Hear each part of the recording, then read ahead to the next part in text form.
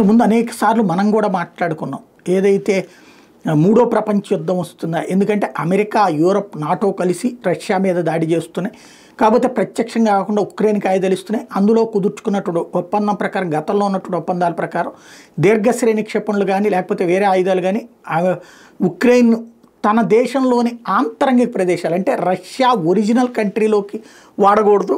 Ukraine నుంచి Russia ఆక్రమించుకున్నటువంటి ప్రదేశంలోని Russia స్థావరాల మీద, Russian సైన్యం మీద చేస్తే ఓకే, కానీ ప్రధానమైనటువంటి ప్రాంతంలోకి చేస్తే కనుక ఎవరు యుద్ధ విమానం ఇస్తే, ఎవరు ఆయుధం ఇస్తారు, ఆ దేశం మాతోనే యుద్ధం చేసినట్టు అని భావిస్తాం అంటూ పుతిన్ ప్రకటించడం, దాంతో మూడో ప్రపంచ యుద్ధం వస్తుందా. ఎందుకంటే మధ్యలో ఉక్రెయిన్ కావాలని చెప్పి కవ్వించింది, కావాలని చెప్పి అమెరికా, యూరప్ దేశాలు ఇచ్చినటువంటి ఆయుధాలని రష్యా లోపలికి ప్రయోగించి చూసింది.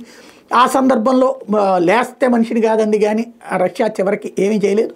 ఫైనల్గా వచ్చేటప్పటికి కథ నడిచినటువంటి పరిస్థితి. ఇప్పుడు కీలకమైనటువంటి మలుపు తిరిగింది.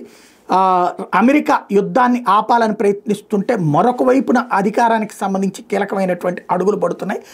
అందులో ఎవరు ఊహించినటువంటి కాన్సెప్ట్ జరిగినటువంటి పరిణామం ఏంటయ్యా అంటే, యూరోప్ యూనియన్ వచ్చి ఇవాళ రోజున సపోర్టు, నాటో వచ్చి సపోర్ట్ చేస్తుంటాం ఉక్రెయిన్కి అన్నటువంటి, వీళ్ళు ఇప్పుడు ఇచ్చేటటువంటి ఆయుధాలు వీటి ఆధారంగా నెక్స్ట్ స్టెప్ జరుగుతుంది అన్నటువంటి కాన్సెప్ట్ పెద్ద సంచలనాత్మకమైనటువంటి వ్యవహారం కింద మారుతోంది. అయితే ఇప్పుడు ఆ అంశాన్ని కీలకమైనటువంటి వైపుకి మలుపు తిప్పుతూ పుతిన్ మూడో ప్రపంచ యుద్ధం వైపుకి తీసుకెళ్లాలనుకుంటున్నారా, మా దేశం మీదకి కనుక మీరు, అంటే ఇప్పుడు బ్రిటన్ నేను నా సైన్యాన్ని పంపిస్తాను, ప్రత్యక్ష యుద్ధానికి దిగుతాం లాంటివి చెప్తుంది కదా, అదే జరిగితే తీవ్ర పరిణామాలు ఎదురవుతాయి అంటూ పుతిన్ హెచ్చరిస్తున్నాడు. మూడో ప్రపంచ యుద్ధం ఖాయం అంటూ.